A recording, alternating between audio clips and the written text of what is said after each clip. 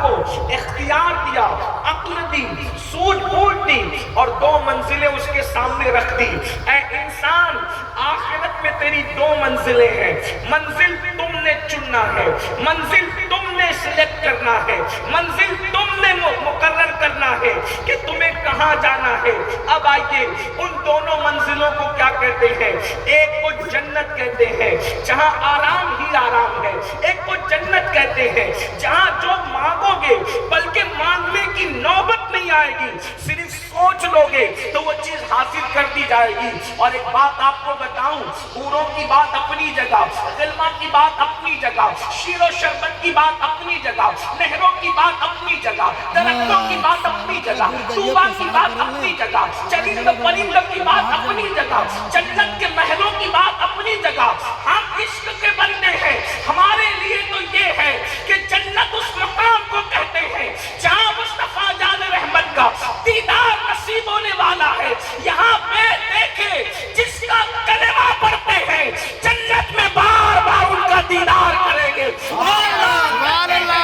شربت نہ دے نہ دے تیری رویت و خیر سے، شربت نہ دے نہ دے تیری رویت و خیر سے، یہ شہد ہو تو پھر کسے پرواہ شکر کی ہے، شہد ہو تو پھر کسے پرواہ شکر کی ہے۔ اللہ اکبر۔ تو آقا کا دیدار جنت میں ہوگا، کسی میں بس نہیں بلکہ اللہ اکبر، صرف رسول اللہ کا دیدار نہیں ہوگا، جسے جنت کہتے ہیں اس میں اللہ کا بھی دیدار ہوگا، رب تبارک و تعالیٰ کا دیدار کریں گے۔ صحابہ نے کہا یا رسول اللہ، اللہ کو کیسے دیکھیں گے؟ تو اہل سنت کا عقیدہ یہ ہے، میرے آقا فرماتے ہیں جیسے تم آسمان پہ چاند دیکھتے ہو خدا کا دیدار کرو گے۔ اللہ اکبر۔ اندازہ فرمائے، اب مجھے بتاؤ مسلمانوں، یہ یہاں اتنے لوگ موجود ہیں، حضور کتنے خوبصورت ہیں، حضور کتنے حسن والے ہیں، اندازہ کرو جنت میں کیا مزے ہوں گے مومنوں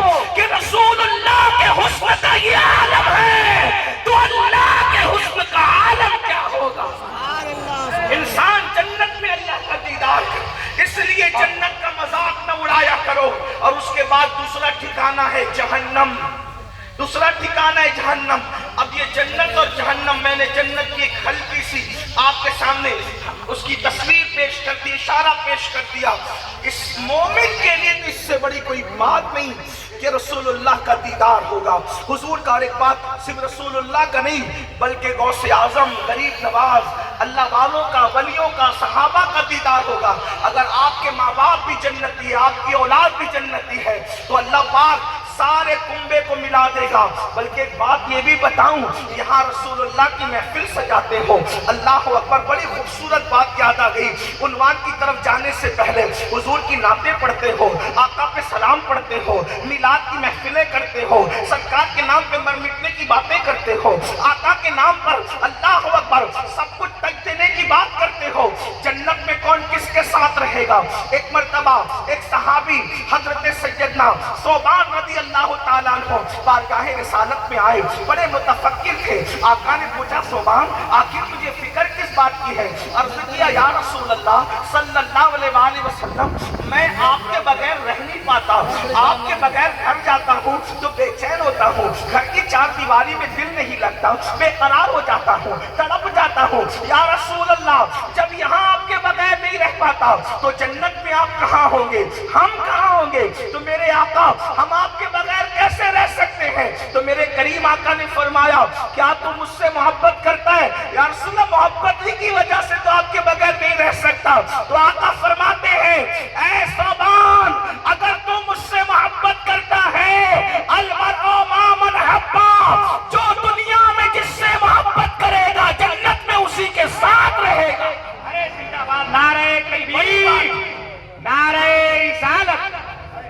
کتنی بڑی بات ہے کہ جو جس سے دنیا میں محبت کرے گا جنت میں اس کے ساتھ رہے گا۔ تو ایک منزل ہے جنت، اللہ اکبر، اس سے بڑھ کر ہمیں اور کیا چاہیے؟ اللہ اللہ۔ اور اس کے بعد دوسری منزل ہے جہنم۔ اب جہنم کا ذکر تھوڑا سا سنیں اور اس کے بعد سلیکٹ کرنا ہے کس کی طرف جانا ہے۔ اور ایک بات آپ کو بتاؤں، اللہ اکبر، جہنم کیا ہے؟ میرے آقا علیہ السلام نے خود بیان فرمایا، یہاں پر لوگ بے فکری کی زندگی گزار رہے ہیں، غفلت مسرت کی زندگی گزار رہے ہیں، آزادی کی زندگی گزار رہے ہیں، من چاہی زندگی گزار رہے ہیں، من مانی زندگی گزار رہے ہیں۔ بڑی معذرت کے ساتھ یہاں ہزاروں کا مجمع ہے، اگر کسی کا ہاتھ اٹھایا جائے، بتاؤ بھائیو کون کون عشاء پڑھ کر کے آیا ہے، یا اگر نہیں پڑھی ہے تو جانے کے بعد عشاء پڑھنے کا کس کا ارادہ ہے؟ کتنے ہاتھ اٹھیں گے آپ جانتے ہیں، لیکن ہاتھ اٹھاؤں گا نہیں ہاتھ، اس لیے کہ رسول اللہ کی امت کو یہاں ذلیل کرنے نہیں بلایا گیا۔ مسلمان کی عزت، مومن کی عزت کعبۃ اللہ سے افضل کر دی گئی ہے،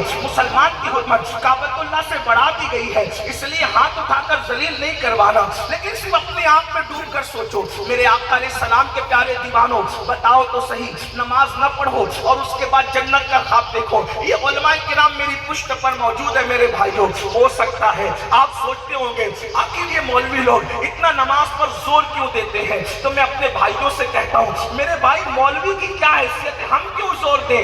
اس پر مولا نے زور دیا ہے۔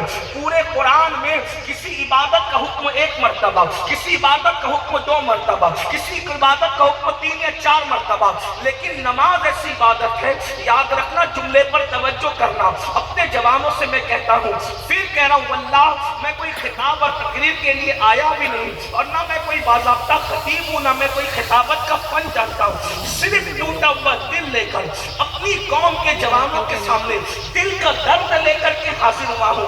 اللہ والو، اپنے آپ میں رحم کرو اور اپنے آپ میں رحم کر کے سوچو کہ اللہ رسول کا فرمان کیا ہے، اللہ اس کے رسول کے فرامین کیا ہے۔ پورے قرآن میں میرے اللہ نے کم و بیش 700 مرتبہ نماز پڑھنے کا حکم دیا، نماز قائم کرنے کا حکم دیا۔ اللہ جس عبادت کا حکم کم و بیش 700 مرتبہ دے، اس نماز سے کتنے غافل ہے؟ مسلمانوں کا 95% طبقہ، یعنی 95% حصہ نماز نہیں پڑھتے، وہ نماز کے حوالے سے بالکل غافل ہے، اور وہ سوچتے ہیں کہ مولانا ہم نماز نہیں پڑھ کے بھی جنت میں چلے جائیں گے۔ یاد رکھنا، میرا عقیدہ یہ ہے، اللہ چاہے تو سب کو داخل کر دے، لیکن اس کا قانون بھی تو ہے، اس کا اعلان بھی تو ہے۔ قرآن کہتا ہے ان الابرار لفی نعیم وان الفجار لفی جحیم۔ قرآن کی ان آیتوں کا کیا کرو گے؟ قرآن کہتا ہے نیکوں کے لیے جنت ہے اور فساق اور فجار یعنی پاپی، اللہ کے نافرمانوں کے لیے جہنم ہے۔ تو عرض یہ کر رہا تھا، کوئی نماز چھوڑ رہا ہے، کوئی شراب پی رہا ہے، کوئی زنا کر رہا ہے، کوئی عورتوں پر پاپ کی نظر ڈال رہا ہے، کوئی سود کے حرام دھندے کر رہا ہے، کوئی بیوی پہ ظلم کر رہا ہے، کوئی بچیوں کو ماں کے پیٹ میں کاٹ کر کے کٹر کے اندر بہا رہا ہے، بیٹیوں کو پیدا ہونے نہیں دیا جا رہا ہے، اور جو بیٹیاں پیدا ہوتی ہے ان پہ ظلم کیا جاتا ہے۔ بیٹے کو تو دن میں 4 5 بار چومتا ہے باپ، ماں بھی چومتی ہے، اور بیٹی کھڑی رہتی ہے جہالت کی وجہ سے، اللہ اکبر، دین سے دوری کی وجہ سے بیٹی کھڑی رہتی ہے، ماں اس کو بوجھ سمجھ کر نظر انداز کرتی ہے، ارے ہٹ چڑیل تو کہاں سے آ گئی، بیٹی پر ظلم ہوتا ہے۔ یعنی آج بھی دقیانوسیت فکر مسلمانوں میں موجود ہے، کلمہ پڑھنے والوں میں موجود ہے۔ آپ بتاؤ یہ سب کر کے تم اب جہنم کما رہے ہو۔ آئیے میں ترتیب کے ساتھ کچھ باتیں حدیث کی روشنی میں پیش کروں تاکہ آپ خود فیصلہ کریں کہ میں جنت کی طرف جا رہا ہوں یا میں جہنم کی طرف جا رہا ہوں۔ دیکھو مثال کے طور پہ، آپ جس ہائی وے کے قریب بستے ہو اس کے 2 منہ ہیں، ایک کلکتہ کی طرف جاتا ہے، ایک ممبئی کی طرف جاتا ہے۔ مجھے سچ کہنا بھائیو، جس نے کلکتہ کا رخ کیا کیا کبھی وہ زندگی بھر ممبئی پہنچ پائے گا؟ نہیں پہنچ پائے گا۔ اور جس نے ممبئی کا راستہ چن لیا کیا وہ زندگی بھر کبھی کلکتہ پہنچ پائے گا؟ دونوں راستے مخالف ہیں بلا تمثیل۔ جنت کا راستہ بھی الگ ہے، جہنم کا راستہ بھی الگ ہے۔ راستہ اختیار کرو گے جہنم کا تو جنت میں کبھی نہیں پہنچ سکتے۔ اللہ اکبر، اس لیے راہ چل رہے ہو جہنم کی اور اس کے بعد تصور کرتے ہو کہ جنت میں پہنچ جائیں گے۔ یہ تو مرنے کے بعد جب آنکھ بند ہوگی تب ہماری دل کی آنکھیں کھلے گی، اس وقت انسان روئے گا، ہاتھ ملے گا، بل بلائے گا، بلکے گا، پچھتائے گا، لیکن اس وقت کا پچھتانا کام نہیں آئے گا۔ راتوں